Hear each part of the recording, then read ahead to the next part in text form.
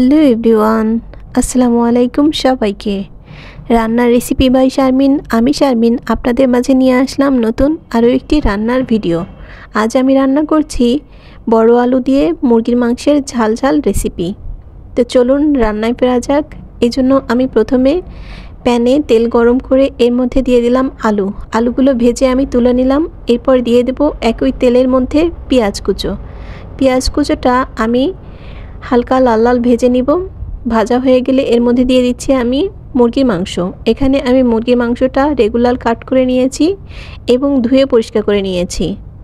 এর মধ্যে দিয়ে দিলাম আমি আদা রসুন বাটা, দিয়ে মুরগির মাংসটা আমি ভালোভাবে ভেজে নিচ্ছি। এখন আমি এখানে দিয়ে দিচ্ছি হলুদের গুঁড়া, লবণ, মরিচের গুঁড়া এবং ধনিয়ার গুঁড়া দিয়ে আমি মশলাটা ভালোভাবে মাংসের সাথে কষিয়ে নিব। এই পর্যায়ে মশলার সাথে মাংসটা ভালোভাবে মিশিয়ে নিতে হবে নেড়েচেড়ে, যেন মশলাগুলো ভালোভাবে মাংসের গায়ে মিশে যায়। পুরোপুরি মশলাটা ভালোভাবে মাংসের গায়ে মিশিয়ে নিতে হবে। এরপরে আমি দিয়ে দিচ্ছি এখানে দারচিনি, এলাচ, গোলমরিচ আর জিরা বাটা, সাথে তেজপাতা। এটা দিয়ে আমি মাংসটা আরও ভালোভাবে কষিয়ে নিব। মশলা যত ভালোভাবে কষানো হবে তরকারির স্বাদ কিন্তু ততই ভালো আসবে। পানিটা শুকিয়ে তেলটা ভেসে আসার আগ পর্যন্ত আমি মশলাটাকে ভালোভাবে কষিয়ে নিব। এক সাইডে চুলায় আমি ভাত রান্না করছি, ভাতটাও আমার প্রায় হয়ে এসেছে। দেখুন মাংসের কালারটা কত সুন্দর এসছে, মাশাআল্লাহ। আমার মাংসটা কষানো হয়ে গিয়েছে। এখন আমি আগে থেকে ভেজে রাখা আলুগুলো দিয়ে দিচ্ছি। আলুগুলো দিয়ে আমি এখানে মাংসটা আরও 2-3 মিনিট আলু দিয়ে ভালোভাবে কষিয়ে নিব, যেন মশলা ভালোভাবে আলুর সাথে মিশে যায়।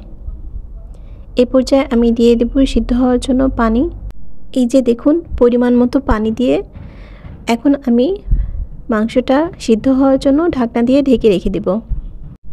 এই তো দেখুন মাংস রান্না করতে করতে আমার ভাত রান্নাটাও প্রায় হয়ে এসেছে। এখন আমি ভাতটা একটু নেড়ে দিচ্ছি। এই পর্যায়ে আমি ঢাকনা তুলে এতে দিয়ে দেব মশলা।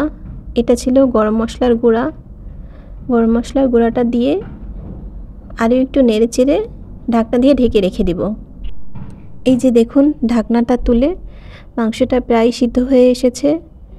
এখন আমি দিয়ে দিচ্ছি জিরা ভাজা। জিরাটা আমি ভেজে গুঁড়ো করে নিয়েছি।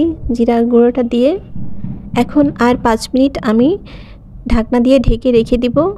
হয়ে যাবে আমার তরকারি রান্না। দেখুন মাশাআল্লাহ, কালারটা দেখে বোঝা যাচ্ছে রান্নাটা কত মজা হয়েছে। সত্যি রান্নাটা মজা হয়েছিল। ধন্যবাদ সবাইকে যারা কষ্ট করে ভিডিওটি দেখলেন। সবাই ভালো থাকবেন, সুস্থ থাকবেন, আমার জন্য দোয়া করবেন।